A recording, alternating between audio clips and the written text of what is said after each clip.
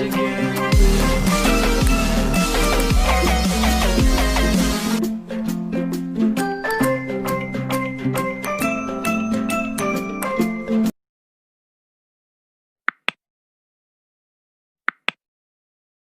Hello everybody, आज के इस वीडियो में हम लोग गिफ्ट जो ट्रांसफ़र ऑफ प्रॉपर्टी एक्ट 1882 जिसे हम लोग संक्षिप्त में टीपीए कहते हैं कि धारा 122 को समझने का प्रयास करेंगे। धारा 122 में गिफ्ट यानी दान की परिभाषा दी गई है। यह परिभाषा स्क्रीन पर आपके सामने नज़र आ रही है। इस परिभाषा का यदि हम लोग विश्लेषण करें तो देखेंगे या समझने का प्रयास करें तो देखेंगे कि यह कह रहा है कि ट्रांसफ़र ऑफ प्रॉपर्टी, पहली बात तो यह समझिए कि गिफ्ट के लिए जो होनी चाहिए वो ट्रांसफ़र ऑफ प्रॉपर्टी होनी चाहिए, यानी एक संपत्ति कोई व्यक्ति अपने संपत्ति को किसी दूसरे को दे दिया, ये ट्रांसफ़र ऑफ प्रॉपर्टी हो गया। तो पहला ये बात कि ट्रांसफ़र ऑफ प्रॉपर्टी होना चाहिए। अब ये जो प्रॉपर्टी ट्रांसफ़र होना चाहिए ये मूवेबल हो सकता है, यानी चल संपत्ति हो सकती है, या इमूवेबल हो सकती है, यानी अचल संपत्ति भी हो सकती है। लेकिन दो बात होनी चाहिए इस संपत्ति में। क्या? एक तो ये प्रॉपर्टी जो है, जो गिफ्ट किया जा रहा है, ये प्रॉपर्टी एग्जिस्टेंस में होनी चाहिए, प्रेजेंट में, हालिया में मौजूद होना चाहिए, और ये प्रॉपर्टी सर्टेन होनी चाहिए, यानी निश्चित होनी चाहिए। इसके पहचान में, प्रॉपर्टी के पहचान में कोई अनिश्चितता नहीं आनी चाहिए, तब ऐसे प्रॉपर्टी को गिफ्ट किया जा सकता है। अब इसको करेंगे कैसे?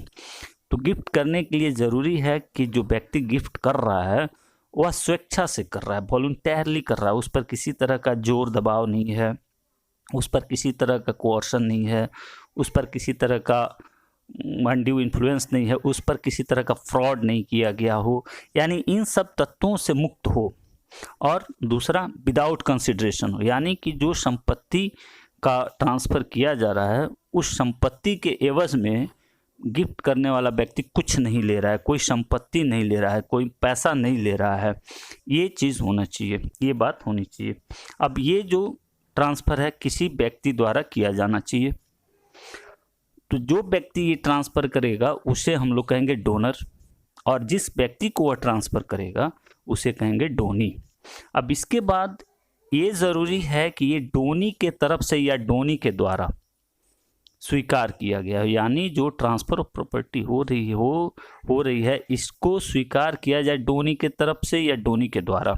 यानी कोई बालिग व्यक्ति अपनी संपत्ति का अंतरण, जैसे कोई ग्रैंडफादर है, वह अपने पोते को कोई प्रॉपर्टी गिफ्ट कर दिया और पोता नाबालिग है, तो इस पोते के तरफ से जो पोते के पिताजी हैं वो गिफ्ट को एक्सेप्ट कर सकते हैं। तो यदि वो एक्सेप्ट कर लेते हैं तो ये गिफ्ट हो जाता है। यानी कि गिफ्ट होने के लिए ज़रूरी है कि ट्रांसफ़र ऑफ प्रॉपर्टी हो, वह प्रॉपर्टी अस्तित्व में हो, वह प्रॉपर्टी की पहचान सुनिश्चित हो, वह प्रॉपर्टी अचल कोई भी हो सकती है, और वह यह ट्रांसफ़र स्वेच्छापूर्ण किया गया हो, बिना किसी कंसिडरेशन के किया गया हो, और तब इसका एक्सेप्टेंस हुआ हो।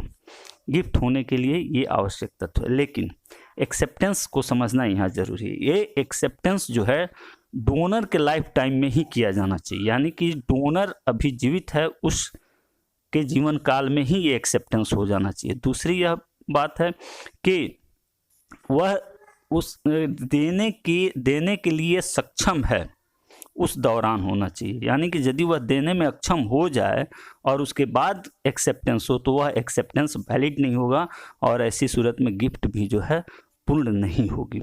तो एक्सेप्टेंस के लिए हमें दो बात निश्चित होनी चाहिए, एक कि डोनर जो है जीवित है, और डोनर गिफ्ट में जो संपत्ति दे रहा है वह देने के लिए वह सक्षम हो। Thank you.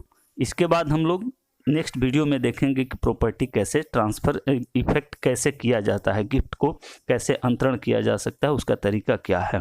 धन्यवाद।